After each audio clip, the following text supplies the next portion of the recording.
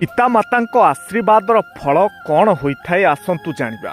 ପିତାମାତାଙ୍କୁ ନମସ୍କାର କଲେ ଦୀର୍ଘାୟୁ ମିଳେ, ସଫଳତା ଓ ସମୃଦ୍ଧି ଆସେ, ପାପ ନାଶ ହୁଏ, ଭଗବାନଙ୍କ କୃପା ମିଳେ, ଘରେ ଶାନ୍ତି ଓ ସୁଖ ଥାଏ। ପିତାମାତାଙ୍କ ଆଶୀର୍ବାଦ ହେଉଛି ଭଗବାନଙ୍କ ଆଶୀର୍ବାଦ ସଦୃଶ୍ୟ। କ'ଣ ସାଙ୍ଗମାନେ ଠିକ୍ ତ?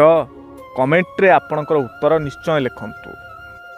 ଶନି ଦଶା ଦୂର କରିବେ କେମିତି ଆସନ୍ତୁ ଜାଣିବା। ପ୍ରତିଦିନ ଓମ୍ ସମ୍ ଶନୈଶ୍ଚରାୟ ନମଃ ମନ୍ତ୍ରକୁ 108 ବାର ଉଚ୍ଚାରଣ କରନ୍ତୁ। ମଙ୍ଗଳବାର ଓ ଶନିବାର ଦିନ ନିୟମିତ ଭାବେ ହନୁମାନ ଚାଳିଶା ପାଠ କରନ୍ତୁ। ଶନିଦେବଙ୍କୁ ସୋରିଷ ତେଲ ଅର୍ପଣ କରନ୍ତୁ। ଶନିବାର ଦିନ ଆମିଷ ଖାଦ୍ୟ ସେବନ ବର୍ଜନ କରନ୍ତୁ।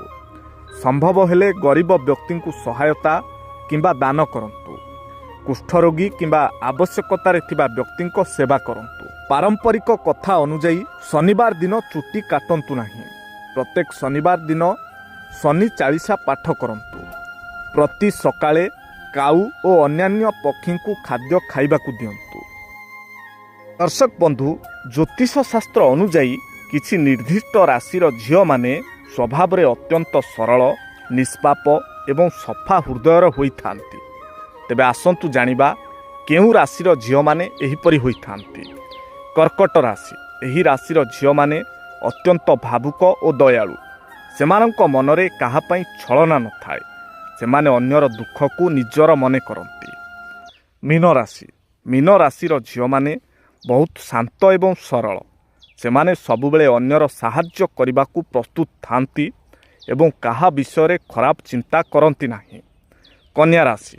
ଏମାନେ ସ୍ପଷ୍ଟବାଦୀ ଏବଂ ସଚ୍ଚୋଟ। ଯଦିଓ ଏମାନେ ବେଳେବେଳେ ଅଳ୍ପ ରାଗିଯାଆନ୍ତି, କିନ୍ତୁ ପ୍ରକୃତରେ ସେମାନଙ୍କ ହୃଦୟରେ କାହା ପାଇଁ କୌଣସି ମନ୍ଦ ଉଦ୍ଦେଶ୍ୟ ନଥାଏ। ବୃଷ ରାଶି। ଏହି ରାଶିର ଝିଅମାନେ ବିଶ୍ୱାସୀ ଏବଂ ଧୈର୍ଯ୍ୟବାନ। ସେମାନେ ସମ୍ପର୍କକୁ ବହୁତ ଗୁରୁତ୍ୱ ଦିଅନ୍ତି ଏବଂ ମନରେ କୌଣସି ପାପ ନ ରଖି ସମସ୍ତଙ୍କ ସହ ମିଶନ୍ତି।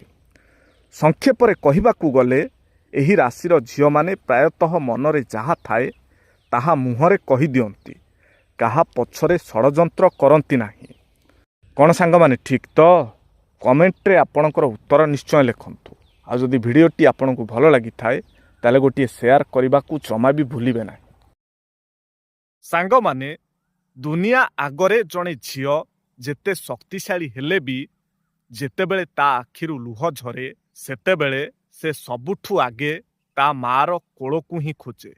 କାରଣ ମା ହିଁ ସେଇ ଜଣେ ଯିଏ ବିନା କିଛି କହି ଲୁହର ସବୁ ଭାଷା ବୁଝିପାରେ। କ'ଣ ସାଙ୍ଗମାନେ ଠିକ୍ ତ?